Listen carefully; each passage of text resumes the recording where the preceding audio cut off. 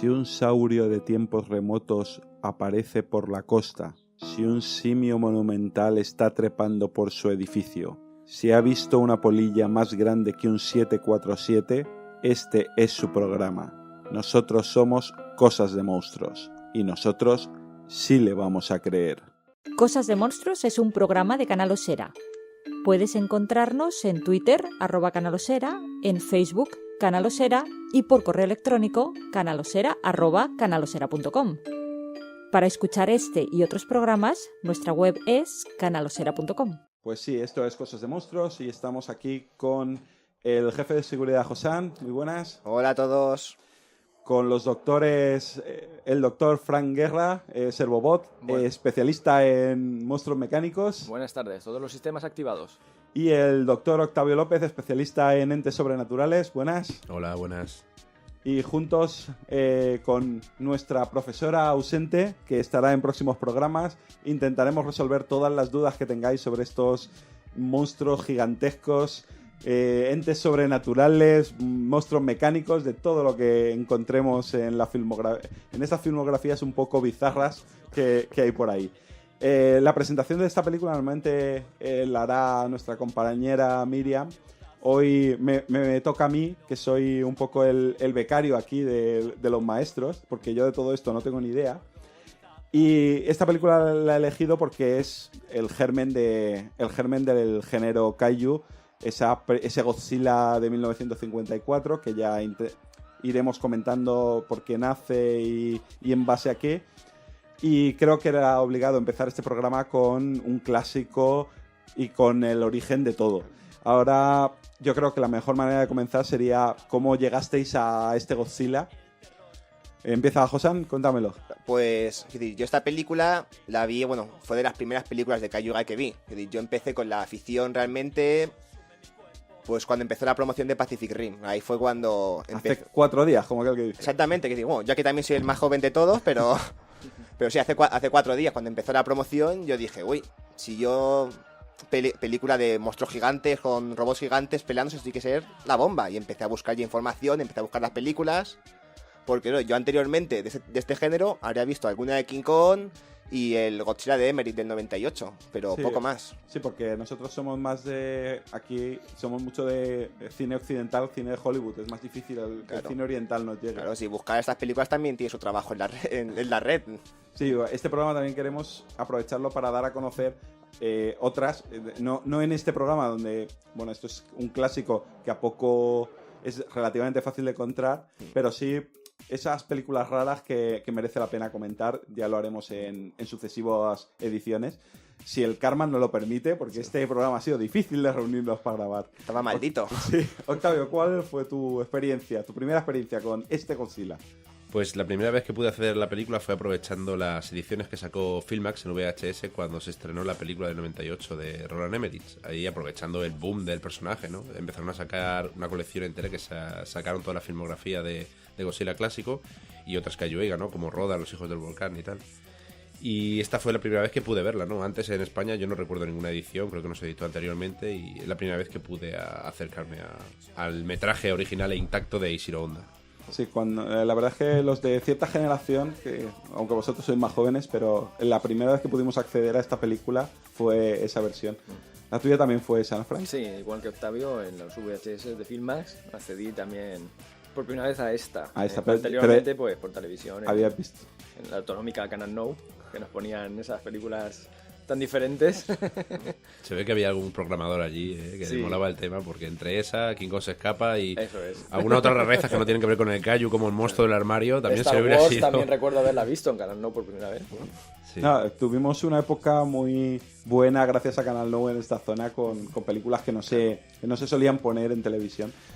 Yo, como soy un poquito más viejo que vosotros, o bastante más que... Más sabio. Sí.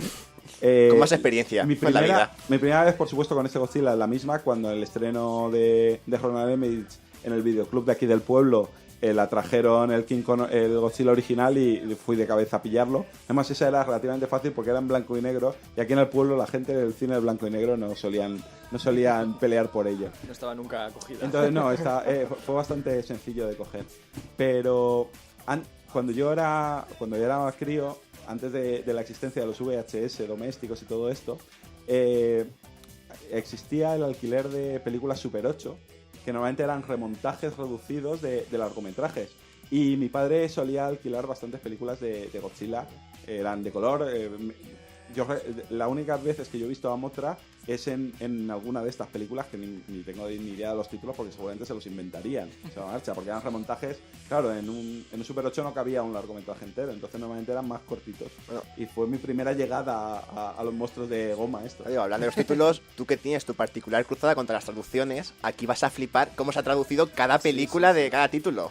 Yo no tengo una cruzada, yo soy un admirador de los distribuidores que tienen esa imaginación, que son capaces de hacer esas cosas. Yo hay traducciones que sería imposible que se me ocurrieran. Que llegaras a ellas. Vale.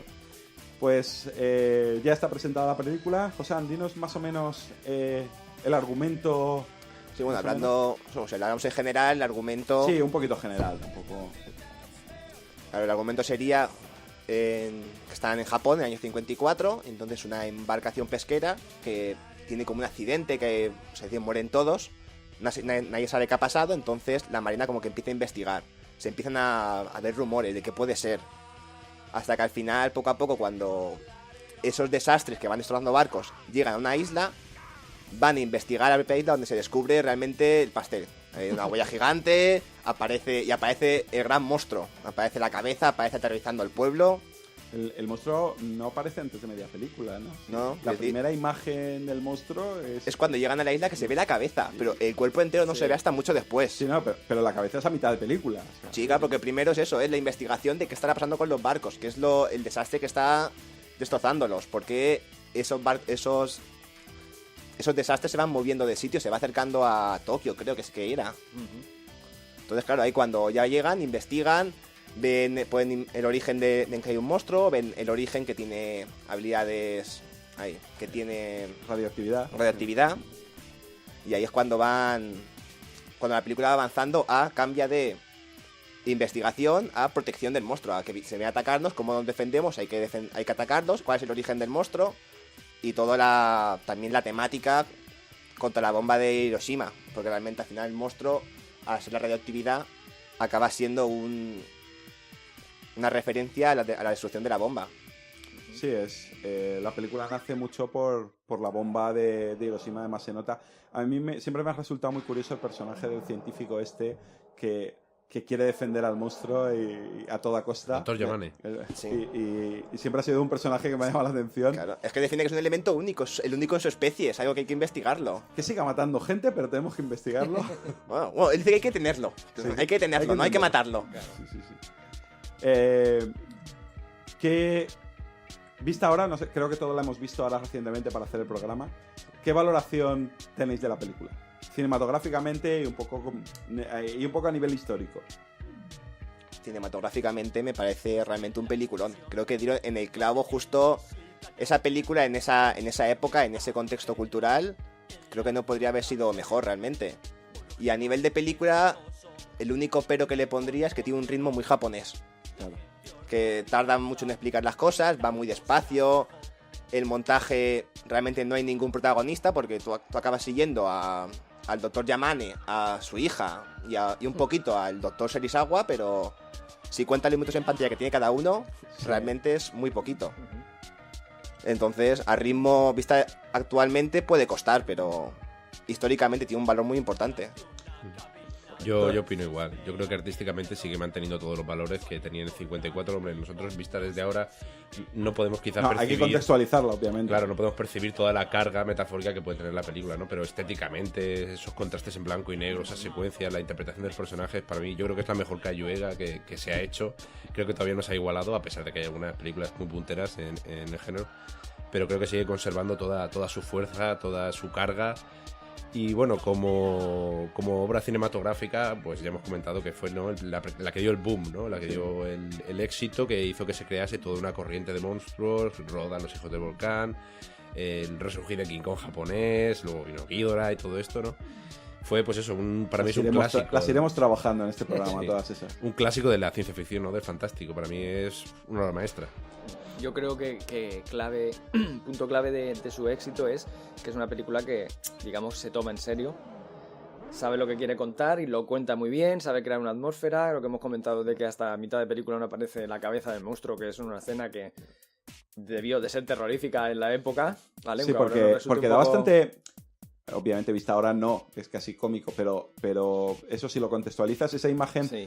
En primer plano los protagonistas y detrás vemos aparecer la cabeza. Para la época está muy bien hecha. Yo creo que ha sabido transmitir muy bien lo que querían contar, tanto en metáfora como a nivel fílmico. Esa fuerza imparable de la naturaleza que es Godzilla está muy bien reflejada. Y una de las cosas que, por ejemplo, se le achaca mucho a estas películas, ¿no? Que es el empleo del hombre dentro del traje, ¿no? Que mira, es un hombre disfrazado, ¿no? Pero bueno, yo creo que si consigues cruzar esa barrera, realmente te tragas mejor el eso que a lo mejor por stop motion, porque stop motion tiene su encanto, pero no dejas de percibir que hay un entrecorte que dices... Sí, pero no. Sin embargo, si lo ves, por lo que hablamos del momento cumbre, ¿no? De que Godzilla aparece por detrás de la colina y luego cuando aparece arrasando Tokio, tú lo ves, o sea, ves algo tangible que se está moviendo según la ley de la física y yo creo que es increíble la fuerza que tiene ese... Claro. Y de todas formas, para mi punto de vista, el hombre en traje envejece muy bien. Si tú ves ahora una película con efectos especiales de los años 50, ves el Godzilla y el monstruo te lo crees. Cualquier otro efecto especial, por muy caro que sea... te rechina un montón, te saca de la película incluso. Sí. Es que, bueno, yo, aunque la había visto cuando la de Emmerich, la verdad es que no la recordaba, salvo escenas muy claves. Y sí que me ha llamado la atención, claro, el tema del hombre de goma, como ha estado tan utilizado luego en televisión, en Power Ranger y todo eso, que es mucho más casi paródico. El concepto chirría, pero cuando lo ves en esta película no se nota el hombre de goma. A ver, si te pone, obviamente sí, pero no es muy descarado porque el director lo emplea muy bien. A mí los efectos especiales me llamaron la atención, me parecieron brillantes. Sí. O sea, tiene el ataque final a Tokio, yo no lo recordaba tan destructivo. Es que... Sí, la escena de la bahía ardiendo, los edificios... Los coches destruidos, que sí, que te fijas, que es, a ver, llevamos muchos años de cine, es una maqueta y demás, pero está muy bien hecho para la época. Y yo he visto películas de Hollywood de la época que bueno, se quedan muy atrás en efectos especiales. Y además la luz está muy bien utilizada. Sí. La luz, tanto iluminación de los entornos como del propio monstruo, que ayuda a que te metas más en la película y te olvides de lo que comentamos de que es el hombre de goma y todo eso. Porque Emmerich, no sé si casi 40 años después, solo sacó el monstruo de noche. Gareth Edwards también, no de noche, pero casi solo lo saca. La primera aparición de Godzilla es de día. O sea, la que hemos dicho de la cabeza es de día con toda la iluminación y funciona muy bien. O sea, que se podía hacer. Pues ya hemos analizado un poquito por encima. Así que ahora hablan de contarme contextos históricos, todo eso que vosotros sabéis y que yo ignoro sobre antes de los contextos históricos y todo esto, hemos hablado de las maravillas de los efectos especiales, de iluminación, de la dirección. Podríamos nombrar quiénes están detrás de ellos. Sí, porque... y de la banda sonora, que no la hemos mencionado, pero es... Por eso estáis aquí, para corregirme, si es verdad. De hecho, me he metido, mientras hablabais, a ver al director, a Eiichiro Honda, que... Un genio. Sí, o sea, visto lo visto, me parece genial ser capaz de hacer esta película. Vosotros que habéis visto, por lo que he visto en la IMDb, se ha hinchado a hacer kaijus a partir de aquí, ¿no? Oye, pero nació con esta, sí. Y realmente en esta está lo que son para mí el trío de genios del Kaiju Eiga, porque está Eiichiro Honda a la dirección, tenemos a Akira Ifukube a la música y a Akira Tsuburaya a los efectos especiales. Y realmente con estos tres, creo que participen los tres, creo que hay una película mala y ya está. Que ya llegaremos a ella. No, pero la película mala es muy mala. Pues, decidme más cosas de esta gente para que suene. De Eiichiro Honda, por ejemplo, que aparte de esta película, ¿qué destacaríais? Pues yo, de lo que hemos mencionado, de Rodan, Los Hijos del Volcán, que es esta de una especie de pterosaurio, ¿no? Que resurge del interior de un volcán. Bueno, hay una familia realmente, ¿no? De este tipo de animales. Esa está... yo creo que no la he visto, pero igual he visto imágenes. ¿Esa es de stop motion? No, es igual. Es igual. Sí. Luego Rodan también tuvo mucho éxito y tuvo su propia película, ¿no? O sea, claro. Y su propia participación en las películas de Godzilla, quería decir. ¿Qué más? pues podemos señalar también la King Kong se escapa, que es lo que mencionó, que recuperaron el personaje Toho de los derechos de King Kong, una estrategia ahí que utilizaron, y sacaron su propia película, ¿no? Es una delicia, para mí es súper divertida, es esta, no sé si la recordáis, de Doctor Who, que no es el Doctor Who que de No, la le televisión falta la británica. TARDIS. Sí, y sale Mechanicon, ¿no? Ese diseño inolvidable ahí de... Con la cinta roja arriba, la Sí, bombilla. una versión robótica ahí de tal. Y luego pero antes de King Kong se escapa hay un King Kong contra Godzilla, también de Sí, Ishiro también Honda, de Ishiro 5 Honda, años sí. antes. Pero yo no la destacaría entre las mejores. De Ishiro Honda. Pero entre las más divertidas. Sí, bueno. Fue el...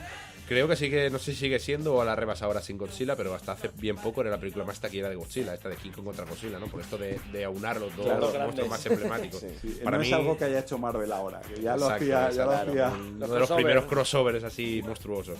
Para mí no es una de sus mejores películas, aunque claro, nada más que por el hecho de ver a los dos ahí dándose de chef, pues, tiene su historia, ¿no? Y otra que me encanta a mí de Ishiro Honda es Matango, ¿no? No sé si la habéis visto, esa no es un kaiju, pero es una película, una especie de pesadilla de unos que se acaban en una isla, que se alimentan de unos hongos y se van transformando en otra cosa. Es una... ¿De qué año es? ¿Lo tengo? Del 63. 63, tío, sí. Y es una rareza, pero está genial. Creo, si no recuerdo mal, el protagonista es Akira Kubo, el que luego era el protagonista de Invasión Extraterrestre, el general este que iba comandando. Akira Kubo. Sí. Y para mí, si no la habéis visto, la recomiendo porque es una película fantástica. Es otra obra maestra de Ishiro Honda. Está muy bien. ¿Tú, Fran, destacas alguna de...?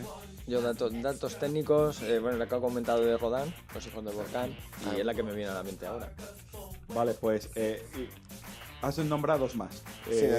Recomiéndanos cosas. Claro, bueno, de Ishiro Honda yo también quería Sí. recomendar, o que a mí me gusta mucho, la de Mothra, la que hace individual, que además es cambia y el kaiju es el bueno de la película, por así decirlo. Y así seguimos, pues tenemos en la música Pero la de Mothra, ¿cómo se titula? Mothra. Sí. Mothra, de 61, sí. no sé si Basura. en japonés Mosura, Sí, en la IMDb está como Mosura. sí. Hombre, luego van cantando y todo el nombre de Mosura. Y luego también ya había nombrado en la música a Akira Ifukube, que realmente gran parte del miedo que va creando Godzilla es por Gracias a la banda sonora de Akira eso es. Ifukube, es decir, Que va creando una atmósfera perfecta. exactamente, su música es brutal, te mete en la película totalmente. Y realmente ha sido con su trabajo, ha sido el que ha trabajado hasta más tiempo, porque Akira Ifukube ha hecho la de Godzilla, ha estado mucho tiempo con Ishiro Honda haciendo bandas sonoras, incluso en la saga de los 90, el Godzilla, la de los 90, ¿cómo es la saga Millennium es la de los 2000? Heisei. La Era Heisei. era Heisei, que ahí también pone la banda sonora y se agradece un montón escuchar en el Godzilla contra King Ghidorah o Godzilla contra Mothra los compases de Akira Ifukube. Y la marcha militar que tiene que clásica, Sí, yo creo que es es que un tema que lo oigas Era cuando lo oigas. el maestro de las marchas. Si Exactamente. ver una cosa, o sea, pues estás viendo Japón bajo el terror del monstruo, suena la marcha Sí, que luego sí. se convierte en el tema de Godzilla, ya Claro. que se repite durante toda la saga, incluso hasta ahora sin Godzilla sale el tema de Ifukube. De hecho, la de 54 la cogieron tal cual y la han puesto. Y sale otro tema de Ifukube también, al final, no sé si os acordáis, cuando lanzan toda la maquinaria, Sí, ¿no? sí, Todos sí. los trenes contra Godzilla, suena Ifukube. A mí pleno- los pelos de punta cuando suena la música de Ifukube. Sí, está muy bien. Y luego lo que comentamos, aparte de ese sentimiento de tragedia a la vez, y a la vez esa fuerza monstruosa, ¿no? Esos barridos musicales que hacemos ¿no? Para representar la llegada, ¿no? El avance y para Claro. del monstruo. Y la música triste, el requiem que tiene cuando Godzilla ha atacado todo y ya se ha ido, cuando suena con todas las películas y las niñas cantando en la televisión, también ahí te transmite, de verdad, ha pasado un desastre, Sí, una fuerza naturaleza. Y un apunte muy curioso del tema este del Requiem es que luego cuando, bueno, imagino que la mayoría que habéis visto, que estáis escuchando el programa, habéis visto la película, y si no, pues a lo mejor os voy a destrozar un poco. Hombre, ya, sí, es del 54, no pasa nada, Vale. destroza sin piedad. Bueno, pues al final, cuando acaban con Godzilla, ¿no? Cuando utilizan el destructor de oxígeno, y Ifukube utiliza el mismo motivo musical, de otra manera, pero utiliza el mismo Requiem para subrayar la muerte de Godzilla, ¿no? Como que a la vez él también es víctima de su propia fuerza, ¿no? O sea, es un apunte muy interesante y lo convierte en un momento súper poético, ¿no? Y es otro de los pequeños detalles que convierten a Japón bajo el terror del monstruo en esa obra maestra que estamos aquí explicando. Muy bien. Y de los efectos especiales comentabas que eran... de Eiji Tsuburaya. Antes creo que he dicho otro nombre, pero me he equivocado. Akira. Antes he dicho Akira, Sí, pues sí. ahora lo Has dicho cambio. dos Akiras. Sí, Un híbrido. un híbrido. Un híbrido No, perfecto. de todas maneras, cuando Híbrido suenan... Si los nombres japoneses los dicen muy deprisa, acaban sonando todos igual. Claro, no, Eiji Tsuburaya, que además fue el que desarrolló la técnica del Sweet Motion, el traje, el disfraz puesto de monstruo. Ujú. Como fue el que creó el disfraz. ¿Cómo creamos un monstruo gigante? Por efectos especiales no hay dinero. Pues mira, le ponemos un traje y que vaya arrasando.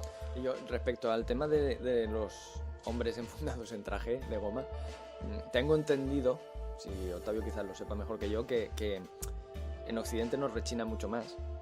Lo vemos más, nos resalta más, pero en Japón está más aceptado quizá por la herencia del teatro, Así es. el teatro de máscaras. Sí. Entonces ellos lo ven de otra forma, digamos que tienen más fácil el obviar que están viendo al hombre para centrarse en el personaje. Además, en Japón eso es un género propio, que tiene es el tokusatsu o algo así se llama en japonés, que es el género de efectos de ciencia ficción con disfraces. Ujú. Entonces tienen, desde pequeños se crían con los Super Sentai, Sí. lo que aquí conocemos como Power Bueno, Ranger, pero es heredero- Kamen es Rider, heredero de esto. Ultraman, Los Sentai exactamente. es heredero directo.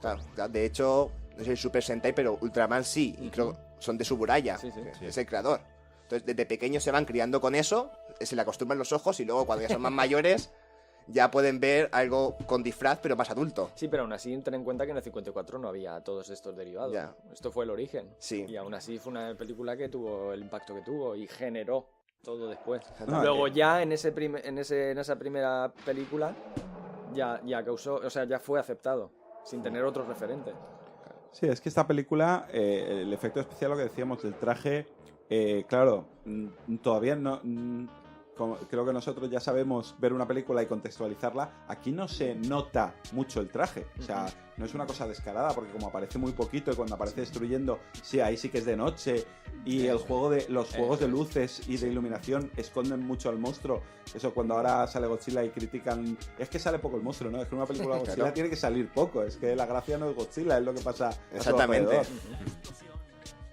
De hecho, en esta película, yo una de las escenas, imágenes que más me impactaron fue las huellas en la playa y el surco que deja la cola, que es un detalle sin importancia, pero para mí es una imagen que tiene mucha fuerza visual y te da idea, eso es antes de que empiece toda la destrucción y lo demás, de lo que está por venir, de a qué nos estamos enfrentando, qué es esto. De hecho, tiene tanta fuerza que fue sí que fue una cosa que Emmerich calcó exactamente en su versión de Eso, la finales escena de del que siglo están XX. dentro de la Están huella y no se dan cuenta hasta que ha pasado Hasta unos que minutos. sube la cámara Eso y es. entonces tú te das cuenta.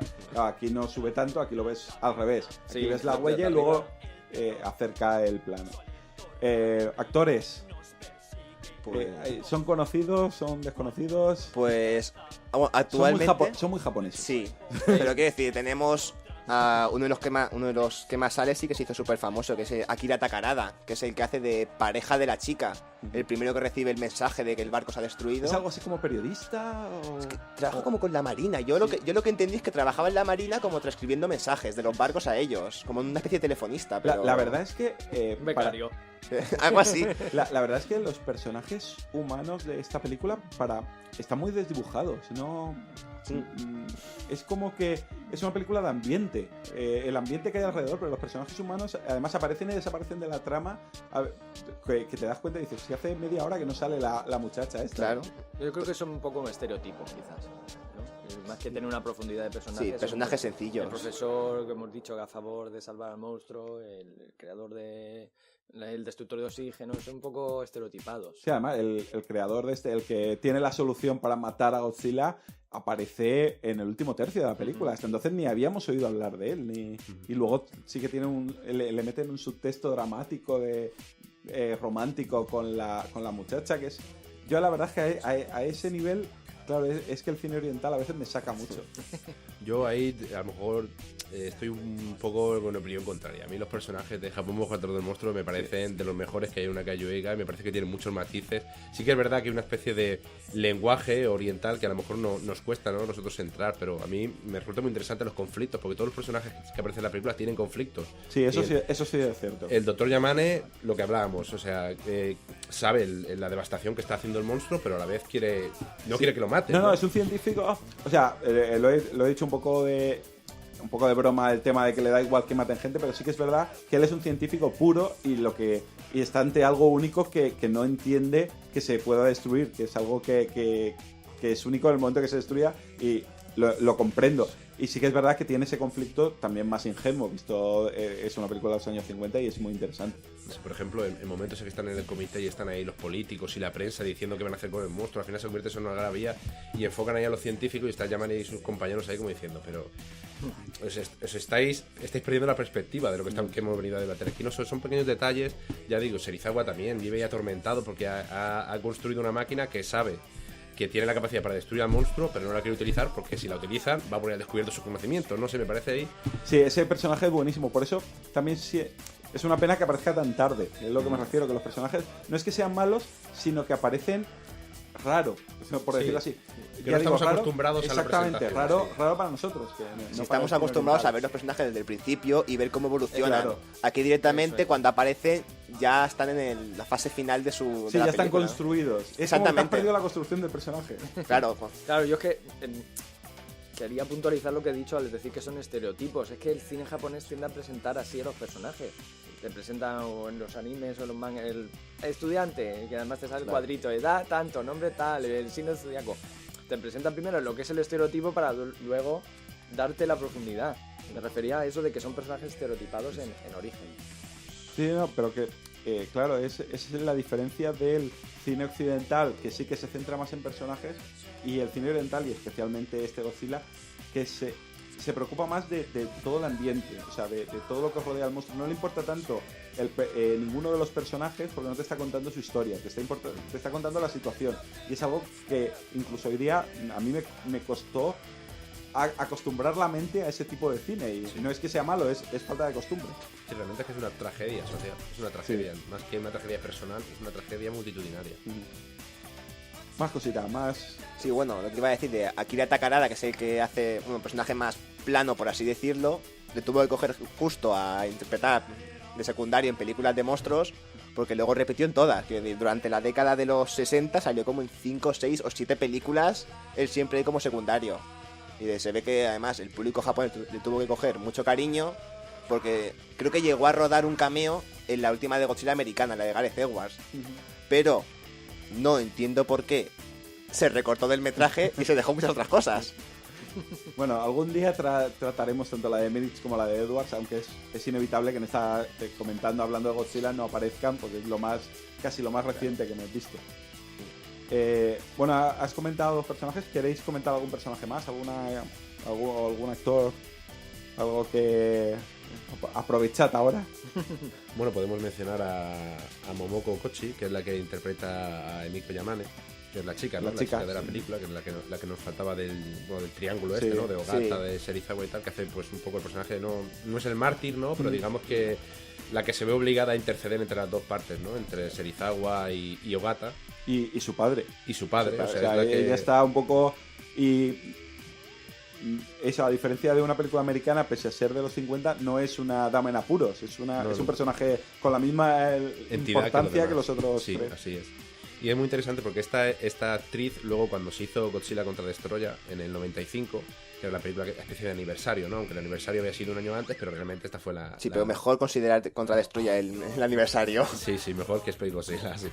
Y es interesante porque esta actriz repitió este personaje, ¿no? O sea, 40 años después vuelve el personaje de Emiko Yamane. Qué guay. Interesante este punto. Eso, la verdad es que el cariño que hay en Japón hacia Godzilla y el respeto que hay hacia el personaje es bestial. O sea, y es un icono, la gente, bueno, yo no he tenido la suerte de ir a Japón, pero la gente que ha ido allí es un icono que está por todas partes, entra en cualquier tienda, bueno, tiene una estatua allí en Shibuya, creo que es. O sea, lo tienen venerado, vamos, es el icono más exportable que han tenido a nivel de pop, es una pasada. Sí, más que no lo sé seguro, pero creo que también hay una especie de hotel o habitaciones de hotel temáticas de Godzilla. Eso lo he inaugurado hace poco, sí. Sí, se ve como una cabeza de Godzilla tamaño 1:1 ahí desde la ventana o algo así. Por encima del hotel, creo que sí. Imagínate levantarte y ver la cabeza de Godzilla ahí. Los japoneses mucho de temáticas, cosas temáticas. Pues yo creo que, si os parece, saltamos ya a bueno, de actores a lo mejor nombrar también a Haruo Nakajima, que no se le ve la cara en toda la película. Ah, es el que va dentro de... Sí, porque pues, tuvo que ser el que peor no pasó. Sin duda, porque tenía que ser duro y más porque entonces no había neoprenos como los de ahora, precisamente. Ese siguió haciendo de Godzilla muchos años, ¿no? Sí, hasta el 74, diría yo, no recuerdo bien el año, pero casi al final de la etapa clásica, y se infundó también en multitud de monstruos. En Rodan también era Rodan, o sea, se hizo una especie de inseparable, ¿no? De infundarse dentro de Yo tenía entendido que su última vez de Godzilla fue con Godzilla contra Hedorah.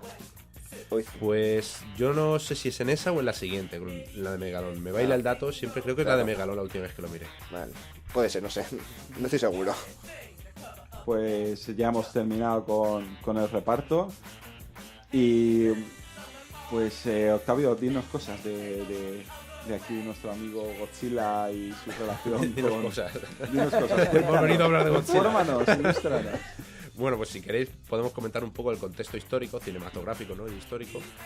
Y para empezar vamos a las influencias, ¿no? A nivel cinematográfico. Pues yo creo que es obvio, ¿no? Que la influencia más grande, nunca mejor dicho, es la de King Kong de 1933, ¿no? En el sentido, pues eso, se descubre un monstruo y el monstruo al final es enfrentado contra la civilización, ¿no? En este caso lo llevan allí, ¿no? A exponerlo como si fuera un reclamo publicitario y tal. Y al fin King Kong se escapa y la lía allí con los trenes, se sube al Empire State. Bueno, todos conocemos la historia, ¿no? Esa también la traeremos, además pronto. Entonces, claro, de esa película bebe mucho Godzilla en el sentido de que aparece lo extraordinario, ¿no? Y es enfrentado contra la civilización. De hecho, hay una escena muy parecida que es contra los trenes, precisamente. Yo me refiero a ella porque para mí los trenes simbolizan una especie de cadena, ¿no? La cadena de la civilización, por lo que transcurre, ¿no? Los transportes, todo eso, lo más férreo de la civilización. Y en ambas películas, en King Kong descarrila el tren, ¿no? Como que rompe las cadenas de la realidad, ¿no? De la civilización. Y en Japón bajo el terror del monstruo ocurre lo mismo. Le pega un puntapié a un convoy de trenes y al final acaba masticándolos, ¿no? O sea, es lo mismo que King Kong, pero a lo bestia. Que es una escena muy potente. Sí. La escena cuando se come el tren es muy potente visualmente. Sí, bueno, creo que aquí en España el póster que hay es precisamente esa imagen masticando el tren, ¿no? Entonces, pues por un lado tenemos esa película, ¿no? Que además en el 1952 se había reestrenado, había tenido una serie de reestrenos, entre ellos Japón. Entonces había recobrado esa fama, ¿no? Que de hacía 20 años, ¿no? Se había puesto a poner en boga, ¿no? Entonces, digamos que el cine de monstruos estaba otra vez de moda. De hecho, en 1953 se estrena El monstruo de tiempos remotos. No sé si la conocéis, pero esta película me suena que mucho. sale el Redosaurus, que tiene efectos de stop motion. Sí, claro. ¿vale? Claro, como un tiranosaurio, ¿no? Sí, pero va a 4 patas. Es como un lagarto, una cosa así. Esa es la de Harryhausen. Exacto, los efectos especiales son de Ray Harryhausen. Y esa, digamos que es como la plantilla de Japón del terror del monstruo. ¿Por qué? Porque, de hecho, la estructura es prácticamente igual. O sea, hay una bomba nuclear, despierta al monstruo, en este caso en el Polo Norte, y el monstruo se dirige a la ciudad, ¿no? En este caso Nueva York. Llega a Nueva York, siembra el caos y al final es abatido, ¿no? Y incluso el monstruo su sangre es tóxica. Digamos que cuando le disparan tienen que ir con cuidado porque si le causa muchas heridas, su sangre contamina, ¿no? Eso es un rasgo que luego veremos que se reproduce en el Japón bajo el terror del monstruo, pero todavía más. Sí. Ahora veremos por qué, ¿no? Entonces esas dos películas, digamos que son las influencias más importantes de Japón bajo el terror del monstruo. Y luego a nivel histórico, pues ya hemos dicho que Godzilla, Japón bajo el terror del monstruo, es una especie de metáfora, ¿no? De lo nuclear, de lo atómico, de las catástrofes, ¿no? Y directamente de las bombas, de las bombas americanas. Entonces, pues por un lado tenemos las bombas que se lanzaron en Nagasaki y en Hiroshima y los bombardeos de Tokio, ¿no? Que visto ahora, yo siempre lo pienso, el otro día lo estaba comentando con un compañero. Digo, vosotros imaginaos ahora que los americanos siempre van de tal, ¿no? Pero poneos en 1900, cuando lanzaron la bomba, no recuerdo el año exacto. 45. 10 años antes, ¿no? Sí, 9 años antes. 9 sí, años 45, exacto. Y lanzan una bomba nuclear ahí sobre dos, o sea, una en cada sitio. Lanzan sendas bombas nucleares y se cargan a decenas de miles de personas. O sea, no lo lanzan contra estos estratégicos de militar, no. Núcleos urbanos con familias enteras allí falleciendo al instante, quemándose vivas. O sea, hay que ponernos en Japón bajo el terror. Exacto, sí. Japón bajo el terror de los monstruo. Americanos, del monstruo americano, ¿no? Hay que poner esa situación en esa época, hace 50 años o 60. Y imaginaos que pasa de vuestras familias, ¿no? Dije, pero ¿qué están haciendo estas personas? O sea, nos están aquí exterminando, literalmente, ¿no? Y también igual bombardeos de Tokio que dejaron la ciudad arrasada y en llamas, ¿no? De hecho hay imágenes que se ven de Tokio, de esa noche, de los bombardeos. Y luego vemos Japón bajo el terror del monstruo en llamas, que deja el monstruo eso, y es prácticamente igual, o sea, es una especie de extrapolación. Perdón por la interrupción, pero es que había una generación que vio esa película que había vivido eso. Exacto, y eso fue los que absorbieron y propiciaron el éxito de la película, ¿no? Y entonces, eso fue fundamental. De hecho, Ishiro Honda también, el director que hemos comentado antes de la película, combatió la Segunda Guerra Mundial. Y guionista también. Sí, colaboró en el guión. Y digamos que todo lo que había absorbido de los hospitales repletos de gente, ¿no? Ese dolor de la humanidad, de sus congéneres, digamos que luego lo trasladó a la película, porque lo vemos cuando Godzilla la lía y devasta la ciudad. Vemos imágenes tal cual, hay una imagen muy fuerte de un doctor pasándole el contador Geiger a un nene, ¿no? Sí. Y luego la mira la enfermera y hace un gesto negativo con la cabeza como diciendo, no va a sobrevivir. O sea, estamos viendo muertes de niños en una película supuestamente taquillera, ¿no? Sí, eso a mí me llamó la atención, es el ver tanto las consecuencias de la destrucción a pie de calle. No lo recordaba tan crudo para una película del 54. Pero es que además le dedican tiempo, están como fácilmente 15 minutos viendo toda la destrucción, viendo las sombras en las paredes de la gente que antes estaba ahí, viendo lo del hospital, cómo está la gente muriéndose, el contador Geiger. Claro que está construido así para mostrarle al espectador, decirle claramente, mira, esto es lo que nos ha pasado, lo que te ha pasado, lo que ha pasado a tu familia. Tenlo claro. El desastre radioactivo después, 9 años después. Ese es el objetivo del film, la denuncia de todo eso, sí. Y bueno, y luego lo último que casi ya ocurrió empezando a rodar la película fue el lanzamiento en las Islas Marshall de una nueva bomba de hidrógeno, ¿no? Y una prueba que hicieron de nuevo los americanos. Y esto provocó una mega explosión. Y entonces un pesquero que estaba allí, que era el Lacón Afortunado número 5, ¿no? Estaba allí pescando atunes. Y claro, vieron, como comentaban los testigos, con la aparición de un segundo sol, ¿no? Una especie de deslumbre allí que los dejó ciegos. ¿Qué ha pasado, no? Ha salido el sol otra vez. Y no, era la detonación de la bomba. Y luego al poco tiempo empezó a caer una ceniza que era el coral calcinado, era ceniza radioactiva. La probaban y tal, pero no eran conscientes de lo que era. Claro, imaginaos, pues absorbieron unos niveles de radiación mortales y también la carga que llevaban de atún. Pero claro, ellos y otros tantos que estaban por esa zona pescando luego regresaron al muelle y alguno de esos atún sí que se vendió. Y la gente pues iba enfermando también de esa radiación que había absorbido el pescado. Entonces se creó un conflicto internacional. Incluso América se dio de alguna forma, era consciente de lo que había hecho, intentó paliar el asunto, intentó ayudar, pero Japón rechazó la ayuda. Y esto es un hecho que ocurrió que marcó de nuevo otra vez la película. Y de hecho, como he mencionado Josan, la película empieza así. La película empieza con un barquero, están ahí pescando, pesquero, y ven un deslumbre, ¿no? Es la bomba. Y justo cuando ocurre eso, el mar empieza a burbujear, ¿no? Como que Godzilla ha despertado, ¿no?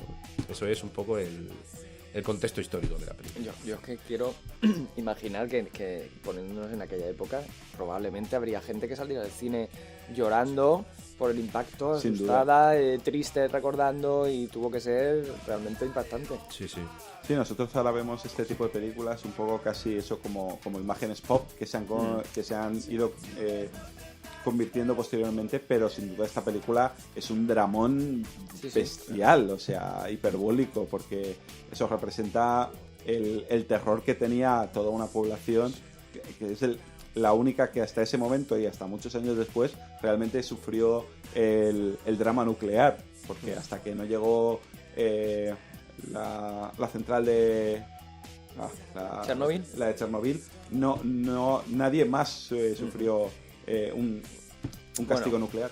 Nadie más, digamos públicamente. A esos niveles, o sea, a ese catástrofe mediática. Exactamente, ¿no? Grandes catástrofes, sí. Seguro que muchos más. No, pero lo digo por pruebas que se hicieron sin avisar a la población y cosas así. Eso sí, pero a ese nivel de Bueno, tenemos la bomba gamma que provocó a Hulk. Ah, ¿no? Hulk, sí, sí. Creó a Hulk. Pero sí, Pero eso es diferente, el lo- origen. Es lo que comentas de eso, de rascar en la herida, o sea, solo 9 años después y gente, nosotros ahora estamos acostumbrados, ¿no? De vamos al cine y nos pone películas y las tragamos una tras otra y no nos impacta igual, ¿no? Pero gente de todas las edades, de a lo mejor 50, 60, 70 años. Sí, que habría gente que podía ser su primera o su segunda película, porque Exacto. entonces no se iba Claro, al era cine. Ir allí y ver materializados sus pesadillas, o sea, una cosa que habían vivido ellos, que les había traumatizado, ¿no? O sea, había un efecto ahí masoquista también, ¿no? Algo traumático de verlo ahí revivido y decir, ¡buah! Debió de ser un shock tremendo para la audiencia. Más Bueno, de hecho, en cine, lo único similar que recuerde yo ahora es muy reciente, que es el Shin Gojira, que hace con la catástrofe de Fukushima lo que hizo Godzilla con la bomba atómica en esta. Es decir, pero otra película que haga algo parecido con un desastre tan reciente, no se me ocurre a mí ninguna. No, en Estados Unidos normalmente tardan un poco más en procesar y en, digamos, comercializar el drama. En Estados Unidos pasó lo contrario. Todo esto nos sirve para ver los puntos de vista que tenemos Occidente versus Oriente. Por ejemplo, cuando el 11S, es que hubo una especie de fiebre por no mostrar las Torres Gemelas. Incluso se propuso, creo recordar leer, en aquella época se proponía borrar las imágenes de las Torres Gemelas de algunas películas. De hecho, en alguna película se hizo. Coincidió con el estreno de Spider-Man. Sí, Spider-Man Claro. tuvieron que cambiar. El tráiler. El tráiler había un quedaba pegado del helicóptero exacto. que se quedaba en la telaraña entre las dos torres. Eso tuvo que quitarse, porque Eso claro, tuvo era esa todo parte. reciente. Entonces, quizá el modo de vista oriental pensaron que haciendo ese tipo de película iban a ayudar a cicatrizar un poco la herida de reciente. O simplemente vieron una manera de llenar los cines. No, es verdad, es que a veces le vemos y no, simplemente dijeron, el director estaba hablando de algo que conocía. Buscando el lado morboso, quieres decir. No, él hizo un guión o colaboró en un guión y mostró unas imágenes sobre cosas que conocía. Entonces era algo que pensaba que la gente le interesaría ver. Y tampoco igual, a veces le buscamos a los creadores mensajes más allá. El hombre pues conocía eso porque lo había vivido, porque había estado en la guerra, porque igual si había estado en el ejército estuvo ayudando a las víctimas y lo puso en que era lo que conocía, lo puso en su guión. Y en sus imágenes, porque es que la parte del hospital que a mí me llamó mucho la atención porque es muy real, son imágenes, parecen documentales casi. Sí. Pasamos un poquito a temas menos pesimistas, Venga. anécdotas y demás, que de eso sí que conocéis un montón de cosas. Vale. Pues bueno, sí, podemos ir hablando un poco de la Sí, gestión de la película sí. y vamos añadiendo lo que nos ocurra y nos recordemos. Claro, sentíos completamente libres de ir metiendo baza, ir comentando cosas. Por ejemplo, si queréis, empezamos con... Aquí habéis puesto algo en el guión de Tomoyuki Tanaka. Tomoyuki Tanaka, sí, Tomoyuki. fue el productor de la película, ¿no? Digamos que es el que se encargó de confeccionar, y lo que mencionabas tú, Marco, de que fue esa persona que dijo, si juntamos todo ese fervor, ¿no? Por el cine de monstruos, más el contexto histórico que ha vivido Japón, creo que podíamos conseguir, ¿no? Que la gente se interesase por esta historia, ¿no? E ir al cine. Y es muy curioso porque comentaban especialmente a Haruo Nakajima, el que se metió dentro del traje de Godzilla, que todavía vive el hombre, que cuando estaban empezando a rodar la película, ¿no? Los compañeros de la Toho, de la productora, se reían de ellos, ¿no? Dice, mira estos que van ahí a rodar la película del monstruo gigante, los pringaos, ¿no? Y se reían entre dientes. Y ellos ahí, pues, imagino yo que agacharían la cabeza y se meterían para adentro a rodar. Y luego, mira lo que pasó. Sí, cuando De hecho, puede ser que tuvieran problemas donde filmaban o que les ponían trabas para... Buah, eso no lo sé. Que me parece Bueno, me suena también haber escuchado algo, no sé si fue una conferencia de Jonathan. que tenían que irse como a un sitio Sí, aparte a filmar. que o algo tuvieron así. que tenían que rodar la película como era considerado un proyecto menor de la Toho o algo así. Se iban a rodar a un almacén como a un Eso. kilómetro de los estudios. Algo así. Sí, hombre, la verdad es que como es lo que pasa con los visionarios o con los innovadores, cuando innovas y en una cosa así, digamos, el establishment siempre te ve como, ¿dónde van estos? Con un tío con un traje de goma, ¿dónde vais?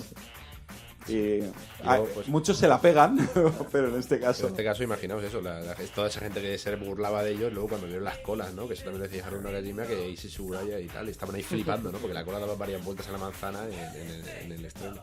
Bueno, luego el Kaiju Vegas está considerado, o estuvo considerado, sobre todo en la serie clásica, como cine de serie A. No eran producciones pequeñas, se gastaban un pastizal ahí, contrataban a los mejores actores de Japón y eran películas de envergadura. O sea, se consideraba cine importante, vamos. Sí, ahora ha pasado un poco como en Europa nunca, en Occidente nunca ha llegado a triunfar ese tipo de cine. Lo tenemos un poco de lejos y además hasta la llegada de Internet no hemos sido conscientes de lo que pasa lejos. O sea, vivíamos aquí encerrados y no éramos conscientes de la importancia y del peso que tenían esas películas, eso, al otro lado del mundo. Más cositas. De Ishiro Honda yo creo que hemos comentado. Sí, hemos hablado ya de cómo plasmó todo lo que había habido en las secuencias, y luego de Issei Tsuburaya también hemos empezado a mencionarlo, de la construcción de los trajes y tal. Y bueno, en un primer momento se tenía pensado construir mostrar a Godzilla por stop motion. Sí. De hecho, si recordáis la película, hay un par de momentos, hay un momento de la cola y tal, que sale animado por stop motion. Solo a lo mejor los momentos más así, a mí personalmente no me gusta mucho la película porque desentonan. Claro, es que ya estás viendo lo otro que tiene mucha más fluidez, y el stop motion es eso, lo disfrutamos aunque sabemos lo que es. Sí. Además son unos efectos que si son los que creo yo que son los primeros planos de la cabeza y eso, se nota mucho. Para el primer plano de la cabeza se utilizó una marioneta. Eso es. Fue una marioneta, de hecho el momento que hemos comentado antes que aparece detrás de la colina es la marioneta para los planos de cerca. Pero no, el que yo recuerdo es de una que está aleteando con la cola y se nota ahí el stop motion y tal. Exacto, ahí ondulando y tal. Lo que pasa es que se dieron cuenta de que para todas las secuencias que tenían que mostrar a Godzilla no les iba a dar tiempo físico, o sea, no iban a tener tiempo para hacerlo por stop motion. Claro. Entonces tenemos que economizar, tenemos que encontrar un sistema que vaya mucho más rápido, que nos permita rodar toda la película en el tiempo que tenemos. Y optaron por eso, por introducir a Haruo Nakajima en el interior del traje, que aún se hizo un primer traje súper pesado, no recuerdo la cantidad de kilos que hay. Sí, 100 kilos. Dice aquí. 100 kilos fue el segundo. El primero todavía pesaba más. Todavía pesaba más. Y al final el segundo traje, que es el que se quedó, pesaba 100 kilos. O sea, es una época donde muchos de los materiales que conocemos ahora no se habían ni inventado. Claro. Pero yo creo que esto es un poco exagerado, porque yo creo que ya a mí me meten dentro de un traje de 100 kilos y me caigo al suelo sin que poder levantarme. Ya, pero es que los japoneses de esa época eran muy duros. Pero de todas formas también graba pocas escenas con el traje entero, porque normalmente o se ven las piernas, o se ve el torso, o se ve la cabeza, pero ¿cuántos planos hay con el traje entero? Ya. En esta película hay Tienes poco, razón. se ve poco monstruo completo. Imagino que la cola a lo mejor no la tendría que soportar, pero a lo mejor pesaba 30-40 kilos claro. de por sí. Y la cola con vas cables y tal. Pero vosotros imaginaos, pues, da igual, fueron 50, pero todo es una cobertura de goma allí con los focos y tal. Sí. No creo que lo mencionó, pero no recuerdo la cantidad de kilos que perdía en cada filmación de una película de estas, ¿no? Sí. O sea, debía ser agotador. La dieta Godzilla. Creo que le echaban agua por encima, por dentro del traje, para refrescar un poco. Sí, por lo que lo comentáis por aquí, aparte de Nakajima, tenían un segundo actor dentro para sustituirlo, y eso que sale poco, o sea, si llega a salir mucho. El Katsumi Tezuka era que le sustituía cuando necesitaba un respiro en Nakajima.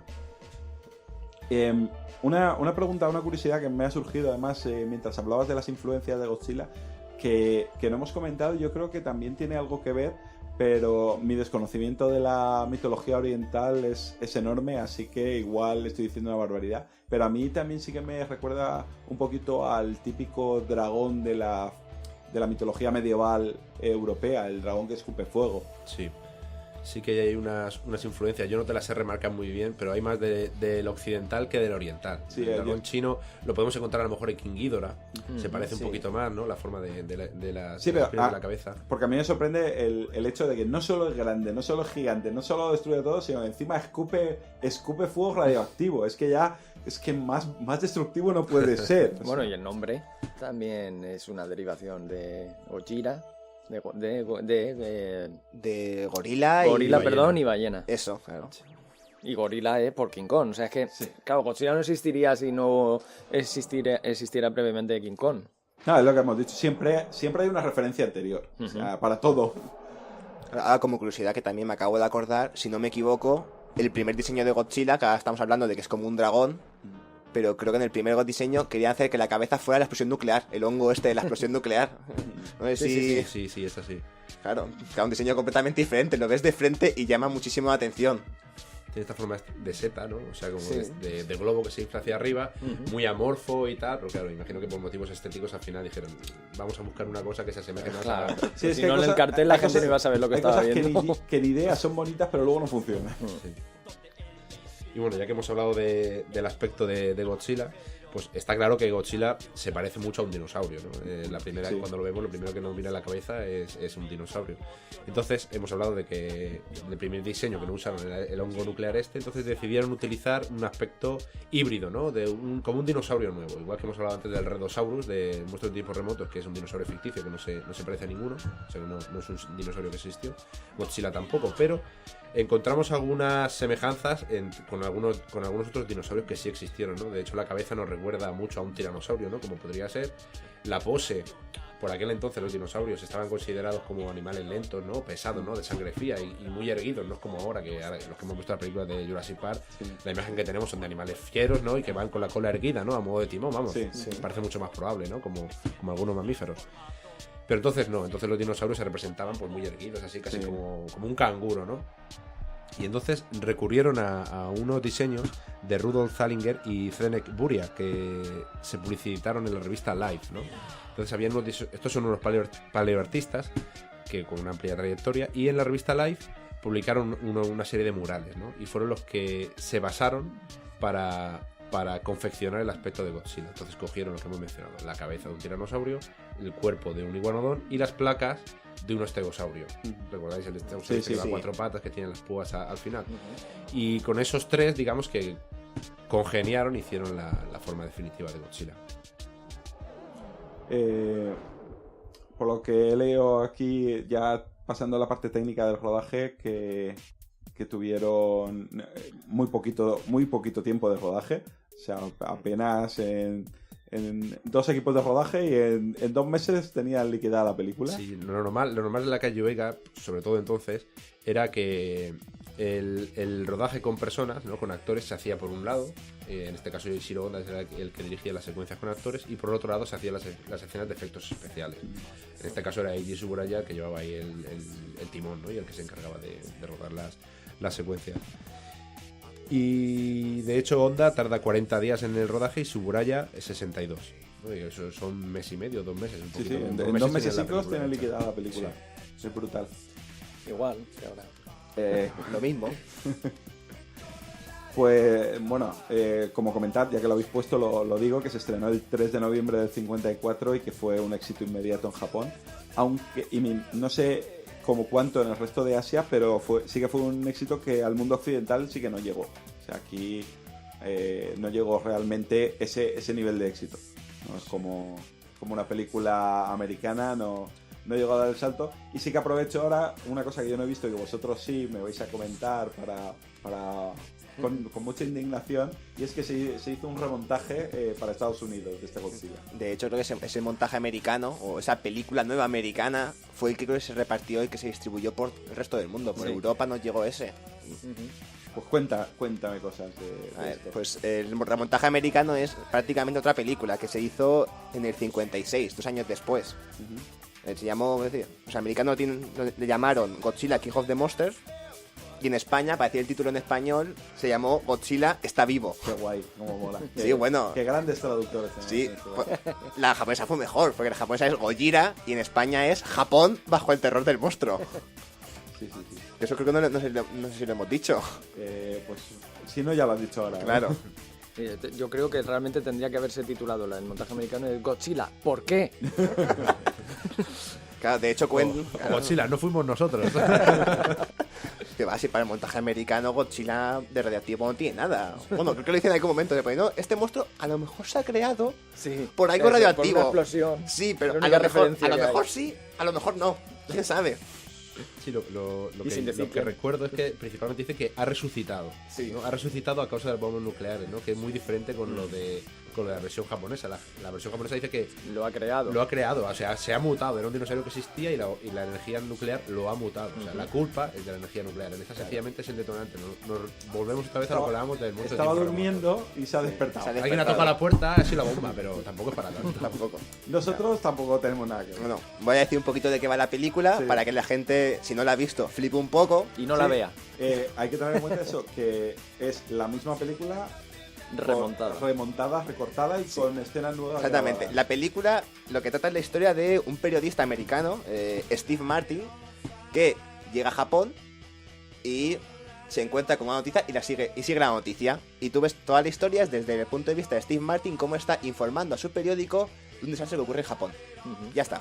Es decir, la película comienza con él en la escena final de destrucción de Godzilla, que se levanta, está en el hospital y empieza a hablar con la propia Miko en unas conversaciones que dan un poquito de vergüenza, porque como no tenían a la actriz original para conversar con el actor nuevo, el americano, la grababan de espaldas y una voz americana hacía como que hablaba con ella, y era él hablando con una chica de espaldas.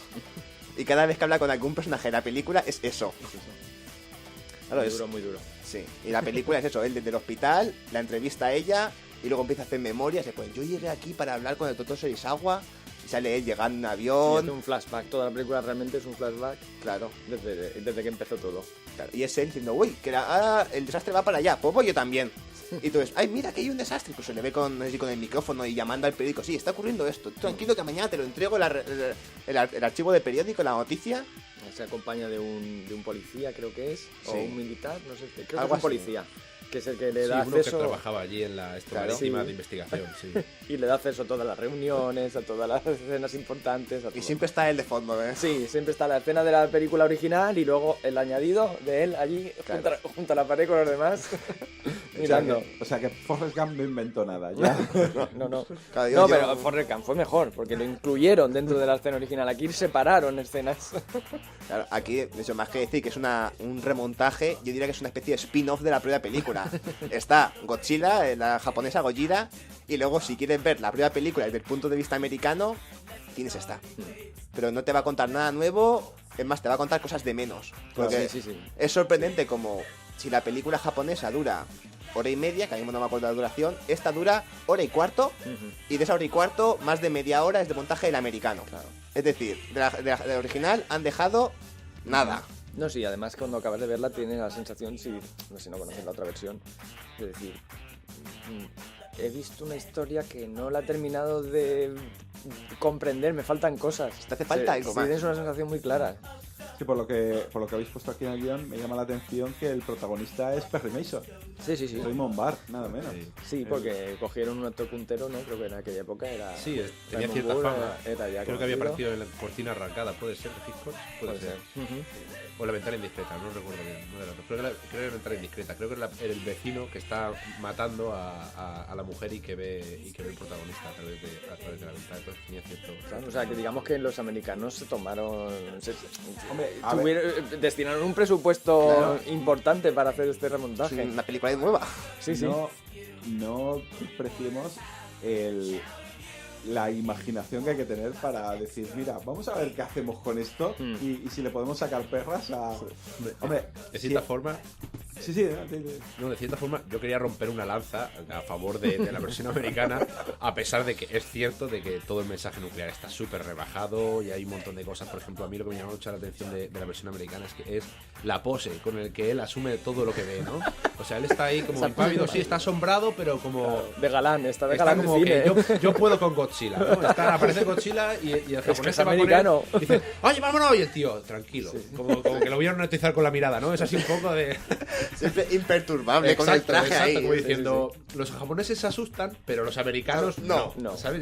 Y hay un momento que incluso se cae se podría analizar desde ese aspecto que yo creo que eso era deliberado. Hay un momento que el japonés se cae al suelo y él va a socorrerle y lo levanta como diciendo, los americanos ayudan a los al pueblo japoneses. japonés. Y se repite varias veces ese mensaje. Hay un rollo ahí. Yo soy un Hombre, poco en la época la relación que había japonés-Estados Unidos era prácticamente, no voy a decir subyugación, pero Sí, ahí estaba ya más la cosa más floja. ya Estaba- habían pasado años, pero recordemos que al acabar la Segunda Guerra Mundial que Japón No, pero- se rinde incondicionalmente y obligan al emperador a decir públicamente que él no es un dios como se tenía Sí, hasta entonces, pero digamos. a mitad de los 50 creo que ya, Pues, digamos que los americanos habían dejado ya que los japoneses les habían soltado cuerda, como Ajá. diciendo, ya podéis hacer lo que queráis. O sea, que ya había una especie de tácito, acuerdo tácito de Ujú. cada uno por su lado. Sí, Y ahí- pero esa condescendencia que se pero queda por eso- mucho tiempo. Pero por eso yo veo un ánimo ahí como diciendo, los americanos estamos aquí Sí, para sí. ayudaros, ¿no? A pesar de todo lo que haya ocurrido, estamos aquí para ayudar. Veo un Una- mensaje... Pelillos a la mar. Una corrección antes de seguir metiéndonos con los americanos. Esto no es culpa de los americanos. Acabo de mirarme la IMDb, digo, para ver. Esto está hecho en el 77. Este remontaje está hecho en el 77. No. En el 77 es Godzilla, la italiana. Ah, vale. Pero también es Raymond Burr y también es un remontaje. sí, bueno, ahora hablaremos. Ah, vale, ahora, vale. ahora hablaremos de... La tercera parte de Es la... que Japón bajo el trono del monstruo dio para mucho. dio para mucho. Informadme. Ahora hablaremos de ella. Pues eso, quería decir, hablar de que a pesar de las rebajes que tiene la versión esta americana y tal, como remontaje, o sea, lo que ha dicho Marco, tiene un esfuerzo porque el director guionista, o sea, se encargó de diseccionar las secuencias y decir, a ver qué hay que hacer aquí para adaptarlo a los paladares americanos, ¿no? Y rodar esto, ¿no? Porque tenemos esta secuencia, a ver cómo lo empalmamos y tal. O sea, es claro que es totalmente artificial, ¿vale? Sí. Pero que hay cierto esfuerzo. Luego, sobre todo, si lo comparamos con los remontajes de King Kong contra Godzilla, que no sé si lo recordáis, que eso es funesto. Y el de Baran, eso es ya el acabose. Pero el King Kong contra Godzilla es la misma historia de King Kong contra Godzilla, pero se van intercalando como en la base de la ONU. Vamos, una base de la ONU, pero que es un decorado con un póster detrás que pone ONU. Eso es la ONU. Es la ONU ¿vale? low cost. Con un periodista ahí, bueno, aquí estamos, tal, no sé qué, tal. Y vamos al no me acuerdo del nombre, mira que lo tenía en la punta de la lengua, el especialista, el paleontólogo, tal. Y sale un supuesto doctor explicándole a la audiencia lo que está pasando con un libro de dinosaurios para niños. O sea, eso es el remontaje de King contra Godzilla, ¿vale? O sea, si comparamos, dices, macho, habéis cogido aquí 4 perras y habéis intercalado. Y en este hay un cierto esfuerzo un poquito más que lo demás. Además, como complemento a la película original, no está mal, porque es, por así decirlo, el ataque de Godzilla bajo el punto de vista americano. Sí. Entonces, como complemento y solo como complemento, no está mal del todo. Y bueno, de Vale, hecho, sí, es del 56. Sí, perdón. sí, y de hecho, la fama que adquirió Godzilla, lo que tú has comentado, a nivel internacional, pero sobre todo a nivel americano, fue gracias a esa versión. Esa versión fue la que les metió Godzilla a los americanos y lo convirtió en un icono pop, y por lo que tiene tanta fama en Estados Unidos también, porque en Estados Unidos también Godzilla es la leche. O sea, Sí, pero más underground. sí. Pero Bueno, digamos recordemos que hubo tenemos la serie. versión, sí, hubo una serie de dibujos animados. Pero tenemos la versión del 98 que es la cristalización de todo ese amor por Godzilla que empezó con esa. Bueno, y la versión ahora de Gareth Edwards, todo el Monsterverse, ¿no? Que han dicho Sí, que que se van llama a ahora, ¿no? crear. Yo tengo ganas de verlo. Sí, pues todo eso es gracias a la versión americana de Raymond Burr. Aquí estamos para defender lo indefendible. ¿sabes? Y bueno, has mencionado antes la de Godzilla. Sí, ya. Esa con C Porque de casa. Es que, claro, me he metido en la IMDb de arriba abajo, veo Raymond Burr, Godzilla, el mismo, Ishiro Honda y tal. Sí, pues es que eso fue una versión que hizo Luigi Gozzi, un italiano, amigo de Dario Argento y todo esto, ¿no?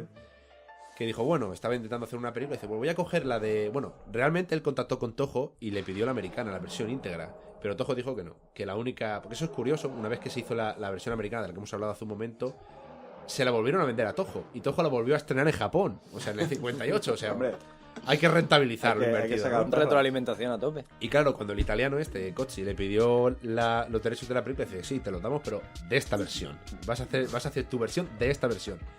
Y esa es muy interesante, esa película, porque el tío el Gozzi, empezó ahí a hacer primero un remontaje en 5.1, algo así, para que nos entendamos, ¿vale? O sea, las pisadas de Godzilla sonaban ahí con los altavoces en el cine, un sistema ahí de Stereo Sound, creo que era, no recuerdo bien, Future Sound. Y a la vez pintó los fotogramas con una especie de acuarela, los tintó. O sea, tú lo ves aquí y parece una alucinación. O sea, un viaje lisérgico. Sí, usó 3 o 4 colores solo y parece ahí una cosa muy, muy extraña. Pero es que además cogió secuencias que ocurrieron realmente, de documentales, de rescatando a cadáveres y tal, de las bombas y tal, de la guerra, y los insertó. De hecho, hay una reconstrucción del lanzamiento de la bomba, que es eso, sale un avión volando y sale una traveling por la ciudad en ruinas, ¿no? Y O sea, es mucho más... Tiene un componente más, ¿cómo decirlo? Más gore. Sí. ¿Vale?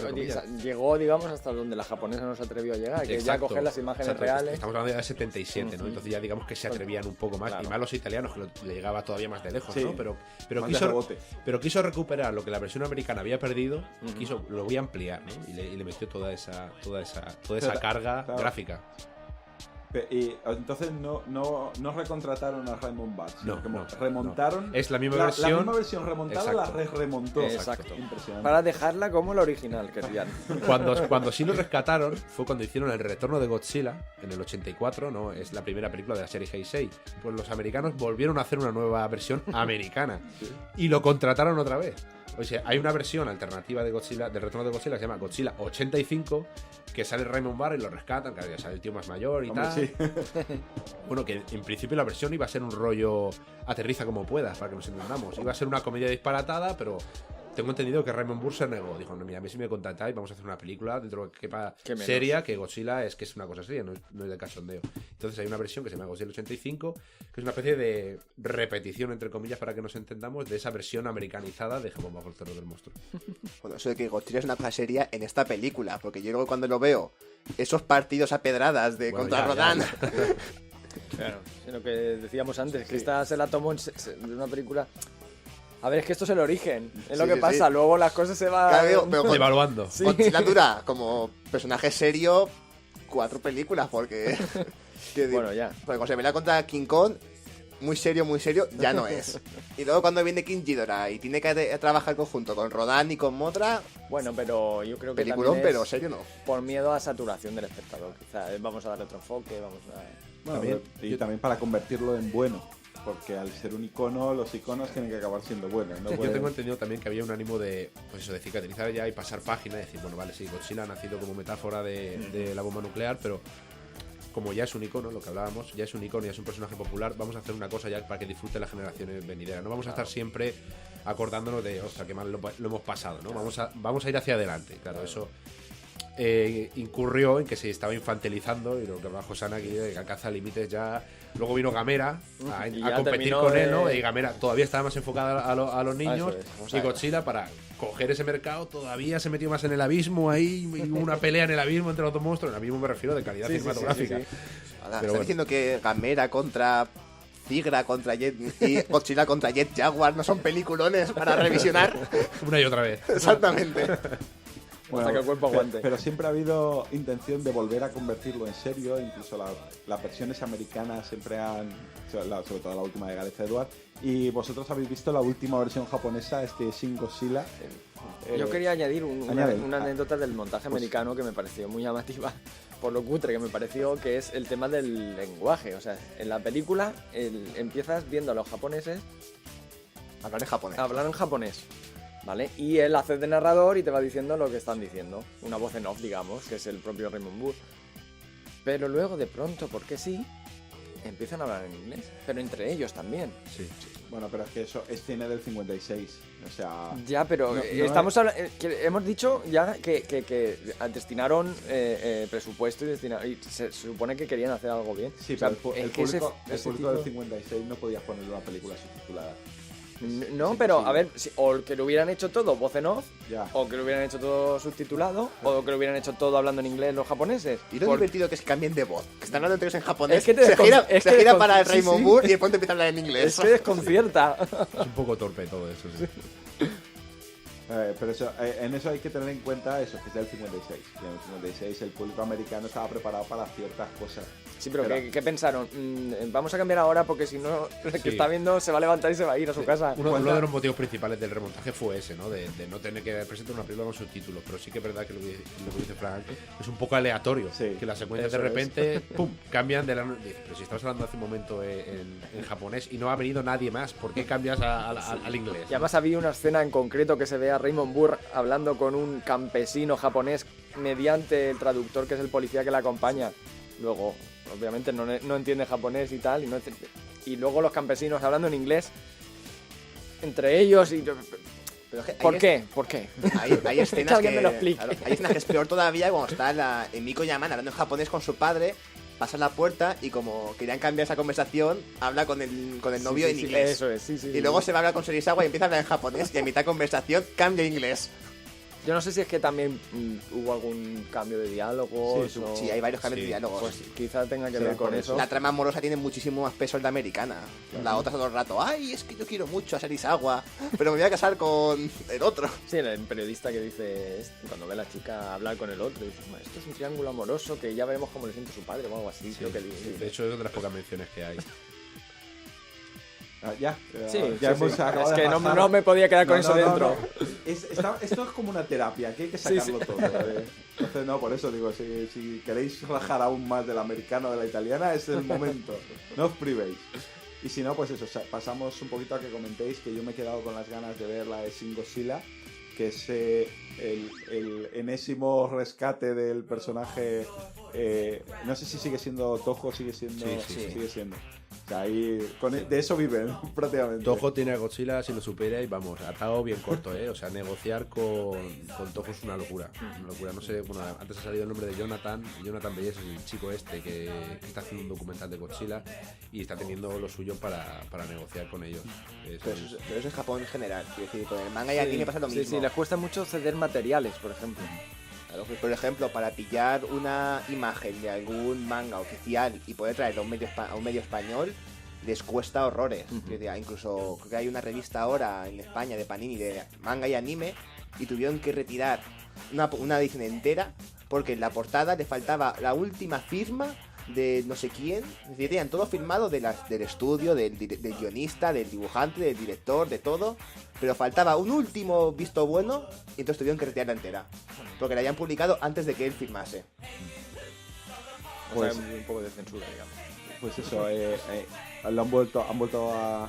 dado el éxito del Godzilla americano, pues han sacado una nueva versión que además aquí a España llegó en el último festival de Sitges y que no sé si la habéis visto los tres.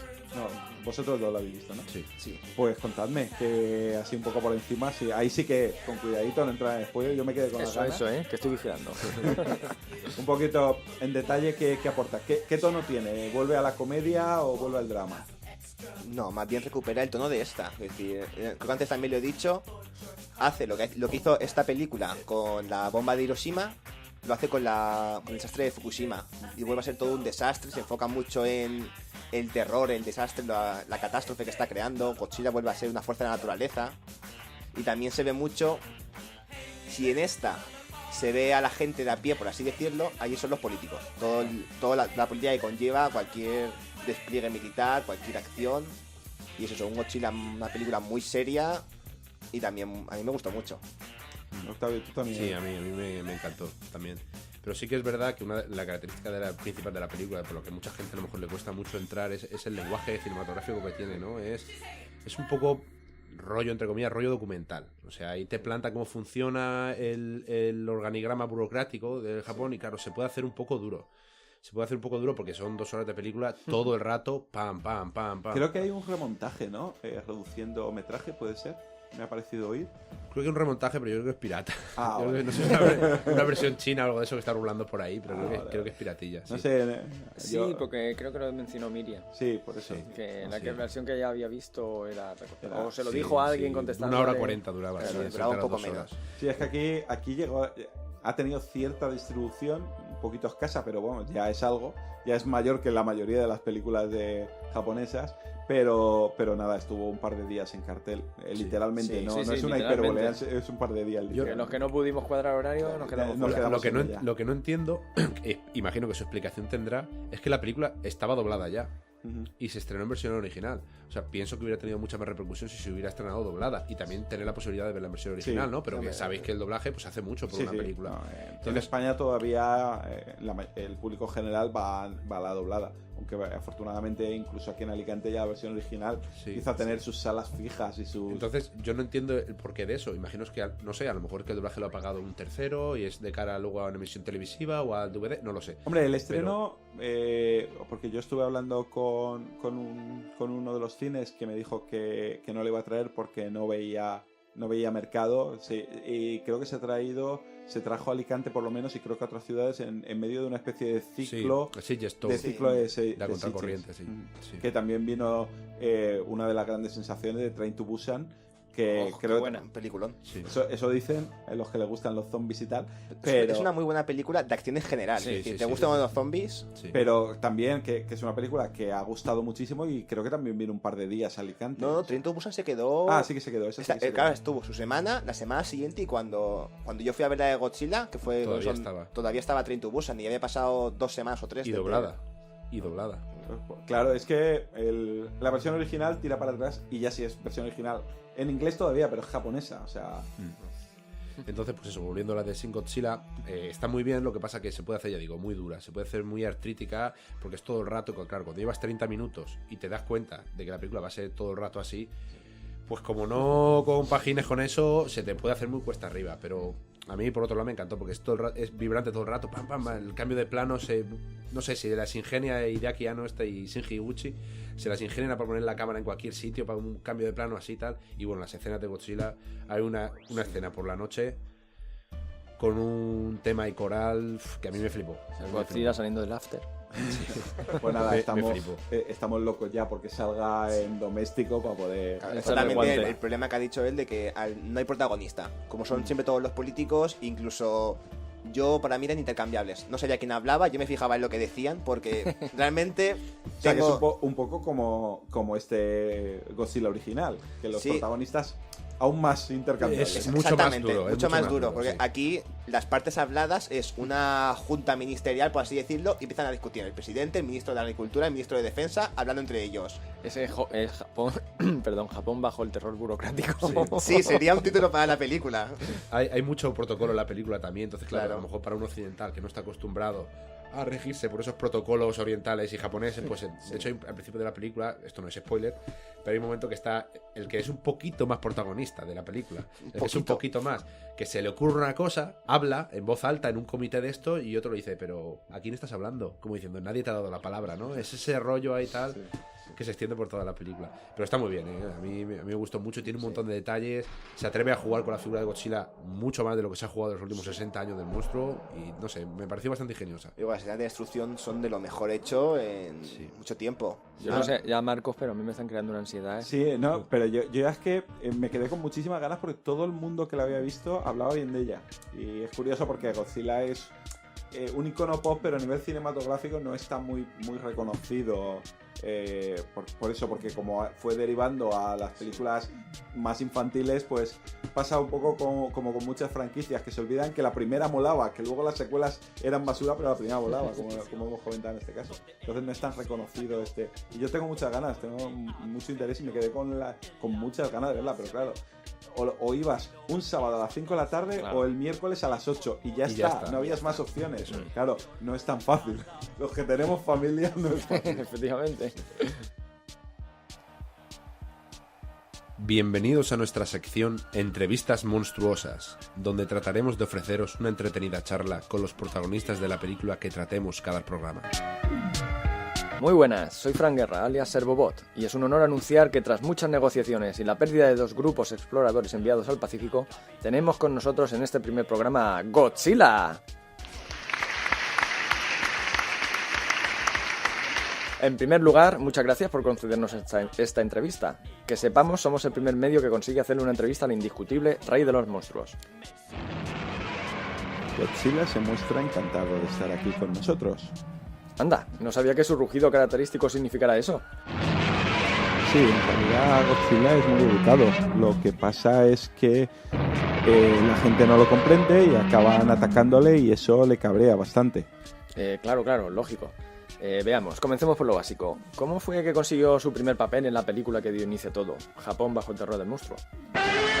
Esto fue, según nos cuenta, una apuesta personal del director, del señor Ishiro Honda, que acudió a su isla y no solo le ofreció y le dio el papel, sino que tituló la película con su nombre, algo por lo que Godzilla se siente muy honrado. Y aceptó. Por supuesto, Godzilla nos cuenta que no podía dejar pasar esta oportunidad de dejar su huella en el mundo. Y tanto que lo consiguió. Fue el inicio de una fiebre por el cine de kaijus. Sí, fue un éxito sorprendente y esto le permitió hacer más películas y además dar trabajo a algunos amigos. ¿Fue muy difícil grabar Japón bajo el terror del monstruo? Hubo algunos problemillas, sobre todo por la distancia. ¿La distancia? ¿Acaso vive usted muy lejos de los estudios de grabación? El problema de la distancia lo tenía el director para dar instrucciones a Godzilla, porque a sus ojos somos tan pequeñitos que tenía grandes dificultades para escucharle. Y dígame, ¿quedó contento con su primera actuación? Para ser su primera vez se muestra bastante satisfecho de su actuación, aunque cuando se ve ahora se nota un poco acartonado, como si fuera de goma. Bueno, sí, hay críticos que coinciden con esa apreciación, aunque no fue impedimento para que consiguiera usted legiones de fans ya en esa primera interpretación. Sí, fue un gran impacto, aunque dice que eso suele pasarle a menudo cuando aparece en cualquier sitio. Lo del impacto, dice. Hagamos un ejercicio de imaginación. Imaginemos que la película no se hubiera estrenado nunca y que por consiguiente no existiera el cine de kaijus. ¿Cree que se alcanzaría el mismo impacto si se estrenara una película como la suya hoy día? No, en absoluto. Godzilla piensa que hoy día se necesitarían muchísimos efectos especiales para alcanzar un impacto parecido al que tuvo él en su momento. Las nuevas generaciones necesitan estímulos muchísimo más grandes. Eso sin duda. ¿Podría contarnos alguna anécdota del rodaje que no se haya contado ya? Estoy intentando recordar. Sí, recuerda una vez que estaba muerto de sed porque llevaba todo el día rodando y nadie le llevaba nada de beber, y cuando iba a protestar al equipo de producción se dio cuenta que se había sentado sobre ellos, y las risas que pasó ese día le compensaron la sed que pasó durante el rodaje. Vaya, una anécdota curiosa. Godzilla ve que no le ha hecho mucha gracia y comenta que tendría que haber estado allí para ver las risas que se pegaron a costa del equipo de producción. Por cierto, también comenta Godzilla que desde ahí arriba se ve cómo se nos está cayendo el pelo mientras hablamos con él. Nos recuerda que es radioactivo y que deberíamos de tenerlo en cuenta. Vale, comprendido. Bueno, no le quiero robar más tiempo y me estoy encontrando cada vez peor. Al parecer se te ha caído una oreja mientras hacías la entrevista. Aquí está, gracias. Pues lo dicho, reiterar las gracias por su amabilidad al concedernos el honor de entrevistarle y desearle suerte y mucho éxito en esta nueva etapa recién estrenada con Shin Gojira. Nos agradece mucho la oportunidad de haber estado con nosotros y de darse a conocer un poco más en profundidad, y nos invita a acudir a Monster Island, pero se tiene que ir porque ha dejado solo a Mimila y cuando se pone a jugar con Kumonga lo deja todo hecho un desastre. Pues después de esta apasionante entrevista, yo creo que ya podemos despedir el programa. Nos hemos pasado muy bien en esta primera incursión. Espero que podamos repetir con menos dificultades que en esta edición. Gracias, Josán. Gracias a todos, un placer estar aquí. Octavio, muchas gracias por venir. A vosotros. Frank, gracias. Gracias a ti, empezando a desactivar sistemas. Pues muy pronto volveremos con algún otro kaiju. Nos escuchamos en el próximo programa. Hasta pronto. Adiós. Hasta luego.